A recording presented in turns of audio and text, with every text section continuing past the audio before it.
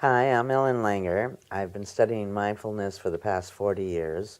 I'm a professor of psychology at Harvard, and I've written 11 books, most of them on the topic of mindfulness.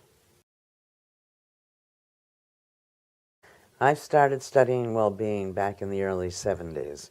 It's interesting because at that time, the word happiness was too soft, so we called it well-being. And essentially, I don't define well-being. It's basically the absence of all of the things that people take as necessary. People think they should have stress in their lives. People think that things don't always go well, that mistakes are things to be worried about. And when one is mindful, you have the absence of all of these things. So it's a general state of engagement, involvement in the world, and an internal peacefulness.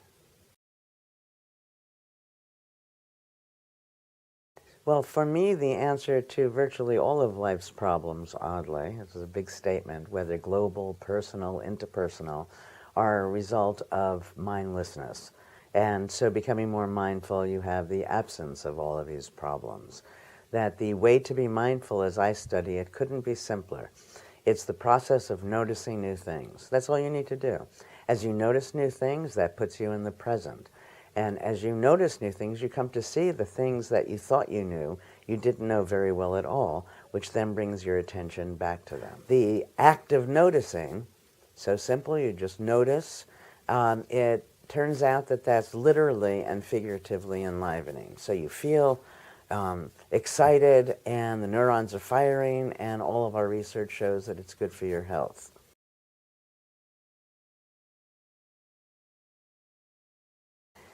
Attention is necessary for mindfulness, but it's not sufficient. And of course, it depends on what people understand attention to be. If you think of, let's take vigilance, for example. So if I'm on a horse and I'm going to be racing through the woods and I'm paying attention, being vigilant with respect to branches so I don't get hit in the head, my horse very easily could trip over a boulder. Mindfulness is a soft awareness, a soft vigilance, where I'm not looking for anything in particular, but rather have an open mind that's going to make me aware of my surroundings and puts me in a position to take advantage of opportunities that I otherwise wouldn't recognize and avert the danger not yet arisen. So the way to become more mindful is, if you were to have one mindset, and it's the only mindset I think we should have, if we had any mindsets at all, would be a mindset for uncertainty. Everything is always changing. Everything looks different from different perspectives. When we think we know, we're confusing the stability of what's in our minds with the stability of what's actually happening. So if we assume we don't know, then we approach things in a very different way, more mindfully. Along with this, if we ask ourselves, a very simple thing, and you walk outside and you say, what are 5 new things that you're seeing? You go back in the house with somebody you might be living with, and what are 5 ways, 3, 5, it doesn't, well, there's no science behind that number. But how is this person different from the way they were the last time you saw them? Notice. And simply noticing is the essence of engagement. And what happens is that as you're doing this noticing, you become more charismatic, and we have a lot of data to support that. But not only that, the person that you're noticing feels cared for. So, to back up, recognize you don't know. You might think you know. Ask yourself how it could be different from what you thought it was. 2, actively notice new things about everything around you, the physical environment, the people, the work that you're doing. 3 is, as soon as you find yourself feeling stressed or in any negative emotional state, you need to actively look at it in this mindful way. Ask yourself, what are the advantages of this thing that you're fearing? As soon as this negative thing has advantages, it becomes less negative. If you're stressed, stress relies on 2 things. Stress relies on the assumption that something is going to happen, and when it happens, it's going to be awful. Attack both of those.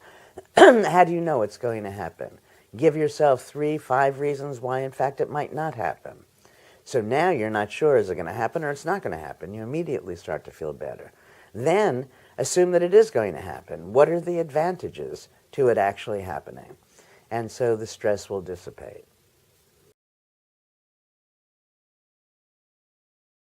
I believe that we should be mindful virtually all of the time. That an easy way to understand that, or first to think about why people think you can't be mindful, is because they don't realize how much fun it is. They think of mindfulness as thinking, and even thinking has gotten a bad rap. That thinking is fun. What's not fun is the evaluation we attach to the thinking. What if I don't think it correctly? What if I don't think enough about it? And so on. With respect to mindfulness, you're being mindful when you're laughing. If you hear a joke, you understand it to be different from what you thought it was going to be, and that gives rise to humor. When you travel, you spend a lot of money to see new things. So neither laughing nor traveling, I think, is difficult. So could you have a good time all day long? If so, then mindfulness is capable. You're capable of being mindful all the time. Most of the limits that we impose on ourselves are a function of our mindlessness. There's no research, there's no discipline, not physics, psychology, biology. There is no discipline that can say something cannot be. You do a study, and the study doesn't work, all you can conclude is that, well, I tried it this way, and this way didn't work at this time.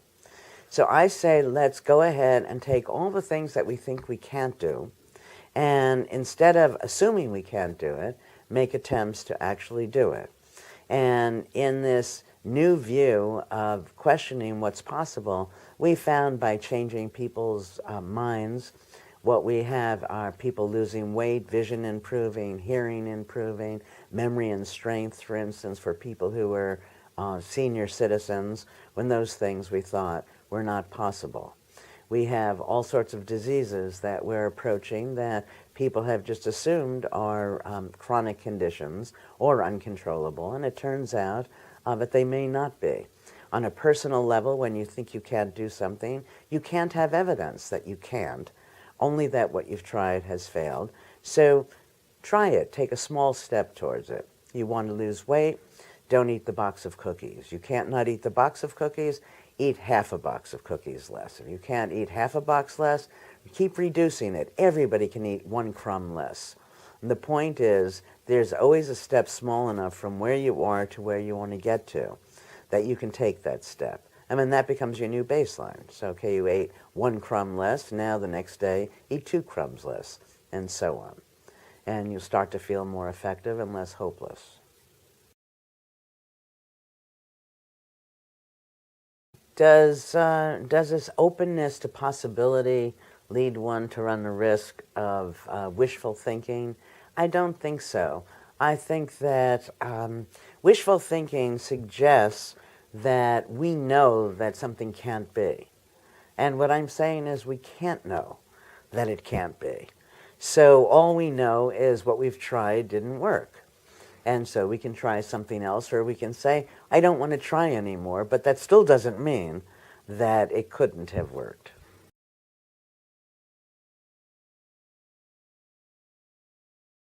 So when we're talking about being judgmental, people need to recognize that behavior makes sense from the actor's perspective, or else the actor wouldn't do it. Nobody wakes up in the morning and says, today I'm going to be obnoxious, slovenly, clumsy, impulsive. So when people are behaving in ways where we see them like this through a negative light, and we ask, well, what are they intending? What you find is for each of those negative traits, there's a positive version of the very same thing. So you may see me as impulsive. I'm actually spontaneous. I may see you as gullible, but what you're being is trusting. You may see me as grim, but all I'm being is serious. I may see you as inconsistent, but what you're being is flexible. Now, what is the point of that? The point of that is that when we understand from the actor's perspective that behavior was positive, then we don't try to change people's behavior. We don't think less of them because of those behaviors. And then we start applying the same rules to ourselves. And so then everybody becomes less evaluative. And when we're less evaluative, we get a chance to fully experience our interpersonal interactions and our deeper relationships. If people want more information, probably the best thing they can do is to visit LangerMindfulnessInstitute.com. And it's on that website where they can see videos of talks that I've given. They can become aware of the books that I've written and papers I've written on this topic, know what upcoming events we have. And then we also offer now retreats, very different kinds of retreats, many different kinds of retreats, and different kinds of programs that people can see if they have any interest in participating in.